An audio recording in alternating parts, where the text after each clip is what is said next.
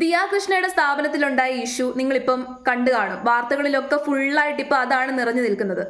3 പേരും പഠിച്ച കള്ളിമാരാണ്. അവര് പറയുന്ന വാദങ്ങളൊന്നും നിലനിൽക്കുന്നില്ല എന്ന് കണ്ടപ്പോൾ ഇപ്പൊ ഏറ്റവും ഒടുവിലായിട്ട് ഇറക്കിയേക്കുന്ന ഐഡിയ എന്താണെന്ന് അറിയാമോ? ജാതി പറഞ്ഞ് അധിക്ഷേപിച്ചു. പക്ഷെ ജാതി പറഞ്ഞ് അധിക്ഷേപിക്കുന്നതിന്റെ ഒരു തെളിവും അവളുമാരുടെ കയ്യിലില്ല. ബാക്കി എല്ലാത്തിന്റെ തെളിവും അവളുമാരുടെ കയ്യിലുണ്ട്. എല്ലാ വൃത്തികേടും കാണിച്ച്, കട്ടിട്ട്, മോഷ്ടിച്ചിട്ട്, ഉപയോഗിക്കാൻ പാടില്ലാത്ത എല്ലാ കാര്യങ്ങളും ഉപയോഗിച്ച്, എല്ലാ വൃത്തികേട് സമൂഹത്ത് ചെയ്തതിനു ശേഷം വന്ന് ജാതി പറഞ്ഞു കഴിഞ്ഞാൽ രക്ഷപ്പെടാൻ പറ്റും എന്നുള്ളൊരു ട്രെൻഡ് ഇപ്പൊ നമ്മുടെ നാട്ടിൽ നിലനിൽക്കുന്നുണ്ടല്ലോ.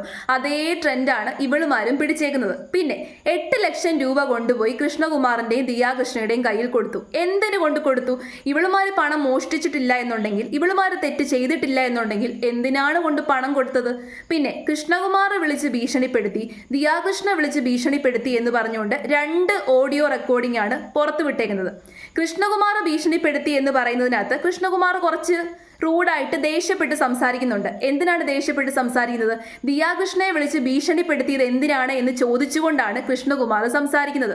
ഒരു മോളെ വിളിച്ച് ഒരുത്തൻ വിളിച്ച് ഭീഷണിപ്പെടുത്തി കഴിഞ്ഞാൽ അച്ഛൻ പിന്നെ വളരെ സ്വീറ്റായിട്ട് സംസാരിക്കണോ? ദേഷ്യപ്പെട്ടല്ലാതെ സ്വീറ്റായിട്ട് സംസാരിക്കണോ? ഇനി ദിയാകൃഷ്ണയുടെ ഓഡിയോ റെക്കോർഡിനകത്ത് ഇവളുമാര് കൃത്യമായിട്ട് കടന്ന് കരഞ്ഞോണ്ട് പറയുന്നുണ്ട്, അയ്യോ ചേച്ചി ഒന്നും ചെയ്യല്ലേ, രക്ഷിക്കണേ, ഞങ്ങൾ പൈസ എടുത്തതാണെന്ന്. അപ്പൊ ഇവളുമാരല്ലേ കള്ളികള്?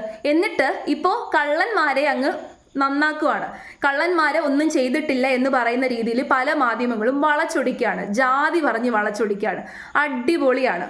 ദിയാകൃഷ്ണ ദേഷ്യപ്പെടുന്നുണ്ട്, ഭീഷണിപ്പെടുത്തുന്നുണ്ട്. എന്ത് ചെയ്യണം പിന്നെ ദിയാകൃഷ്ണ? സ്വന്തം സ്ഥാപനത്തിൽ നിന്ന് കട്ടും മോഷ്ടിച്ച് 3 അവളുമാര് രക്ഷപ്പെട്ട് കഴിയുമ്പോൾ അവളുമാരോട് പിന്നെ ഏത് ഭാഷയിൽ പറയണം? ഈ ഭാഷയിലല്ലേ സംസാരിക്കേണ്ടത്? ഏതായാലും അവളുമാരെ ഗ്ലോറിഫൈ ചെയ്യുന്ന മാധ്യമങ്ങൾ അടിപൊളിയായിട്ടുണ്ട്. നിങ്ങൾ ഇതേ രീതിയിൽ തന്നെ പ്രവൃത്തി തുടരുക.